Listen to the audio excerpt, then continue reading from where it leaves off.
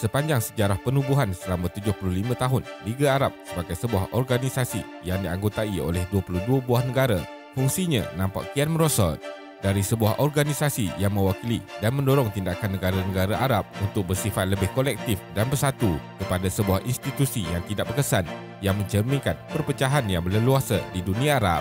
Pada tahun-tahun awalnya, Liga Arab mewakili percubaan oleh negara-negara Arab yang baru merdeka untuk membentuk sebuah entiti yang mewakili mereka selepas berjaya memerdekakan negara daripada penaklukan kuasa asing setelah beberapa dekad.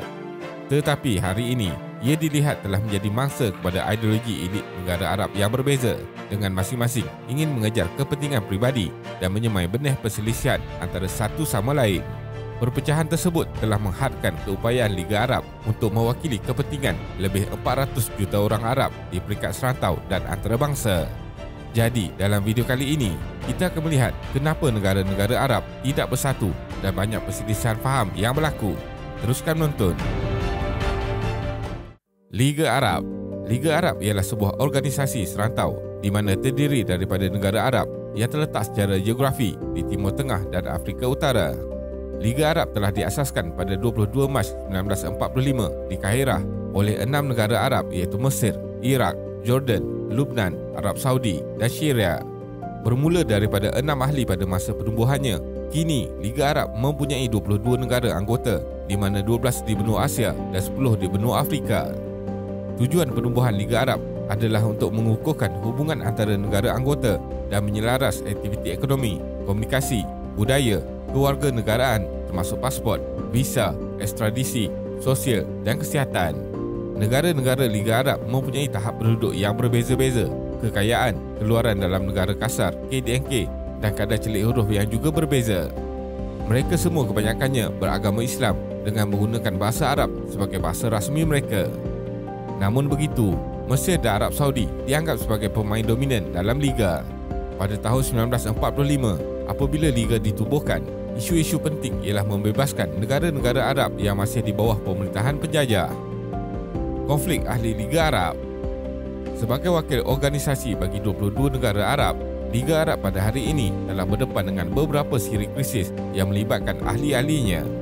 Walau bagaimanapun, ia nampaknya tidak mampu sepenuhnya bertindak memenuhi visi penubuhannya untuk menangani cabaran ini.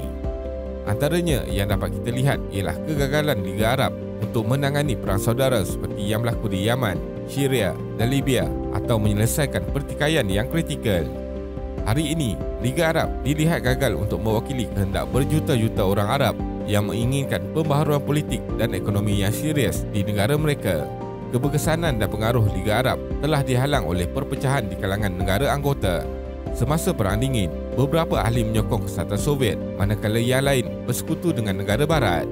Terdapat juga persaingan mengenai kepimpinan utama Liga, terutamanya antara Mesir dan Iraq. Permusuhan antara monarki seperti Arab Saudi, Jordan dan Maghribi telah mengganggu misi penubuhan Liga Arab yang pada awalnya untuk membantu suara kolektif antara semua ahli anggotanya. Begitu juga dengan tingkah laku negara yang telah mengalami perubahan politik seperti Mesir di bawah Gamal Abdel Nasser dan Libya di bawah Muammar Gaddafi. Serangan Amerika Syarikat ke atas Iraq pimpinan Saddam Hussein juga mewujudkan perpecahan yang ketara antara ahli Liga Arab. Kegagalan institusi Liga Arab. Menurut penganalisis, kelemahan asal Liga Arab datangnya dari piagamnya yang menetapkan bahawa hanya negara-negara yang meluluskan resolusinya terikat oleh mereka. Kekurangan syarat berkenaan komitmen terhadap tindakan biasa ini telah menjadi punca ketidakberkesanan Liga. Berikutan kegagalan negara-negara Arab dalam peperangan mereka dengan Israel pada tahun 1948, ahli-ahli Liga Arab meluluskan 2 perjanjian untuk pertahanan bersama dan kerjasama ekonomi. Tetapi ini tidak pernah dilaksanakan dengan betul dan seterusnya mengakibatkan masalah perpaduan yang lemah antara negara anggotanya. Liga Arab menyaksikan banyak aktivisme di bawah pimpinan bekas Setiausaha Agung Mahmud Riyad yang mengetuai Liga itu dari tahun 1972 hingga tahun 1979. Namun, usaha itu berakhir apabila Presiden Anwar Sadat menandatangani perjanjian damai dengan Israel pada tahun 1979. Hasilnya, ibu pejabat Liga Arab dipindahkan ke Tunis dan keahlian Mesir telah digantung. Seterusnya, kerosakan terus berlaku dalam liga tersebut apabila mereka dilihat gagal untuk mencari resolusi damai untuk pencerobohan Iraq ke Kuwait dan seterusnya menyeru Amerika Syarikat untuk campur tangan secara ketenteraan dalam usaha menamatkan pendudukan Iraq di Kuwait, walaupun hanya dengan majoriti tipis ahli yang bersetuju dengan cadangan tersebut. Amerika Syarikat dan politik Arab. Pada Ogos 2020, dunia dikejutkan dengan pengumuman bahawa Kerajaan Emirat Arab Satu UAE yang mengiktiraf Israel melalui kesepakatan yang dipersetujui antara kedua-dua buah kerajaan dari segi diplomatik. Pengumuman itu dikatakan dibuat hasil daripada tindak balas yang berlaku ekoran perisytiharan oleh Donald Trump yang didakwa sebagai solusi untuk menangani konflik Palestin-Israel. Namun bagi banyak pihak, pengumuman ini sebenarnya menunjukkan bahawa negara-negara Arab sekali lagi terperangkap dalam strategi yang didalangi Yahudi. Sejak daripada pemimpin kabilah Arab bersekongkol dengan kuasa British untuk memberontak terhadap kerajaan Uthmaniyah bermula 1916 yang kononnya bertujuan untuk mewujudkan satu negara Arab. Namun pemimpin Arab masih menyalahkan tabiat yang lazim, iaitu berebut takhta untuk mempertahankan kuasa masing-masing. Ternyata British tahu perangai bangsa Arab lalu berbohong dan tidak menepati janji dengan ketua-ketua kabilah Arab.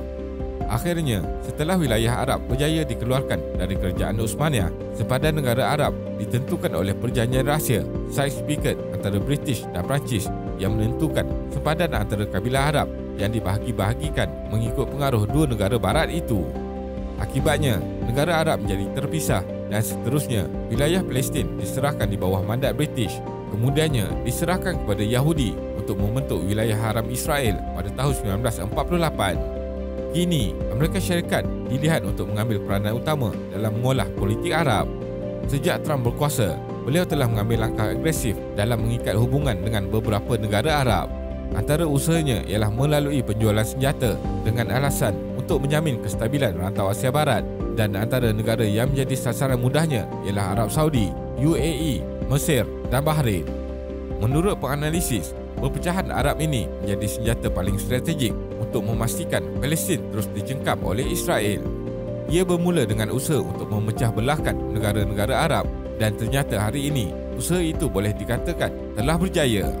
Tindakan UAE untuk mengiktiraf Israel sendiri menjadi satu tamparan besar ke atas inisiatif Liga Arab yang pernah mewujudkan usaha serupa pada tahun 2002 melalui Piagam Beirut.